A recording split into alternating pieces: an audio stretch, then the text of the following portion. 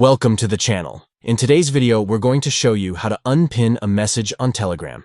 It's a quick and easy process, so if you've ever needed to unpin a message from a chat or group, this step-by-step guide will help you get it done in just a few seconds. Let's get started. Step 1. First, open the Telegram app on your Android device. Step 2. Next, navigate to the chat or group where the message is pinned. Step 3.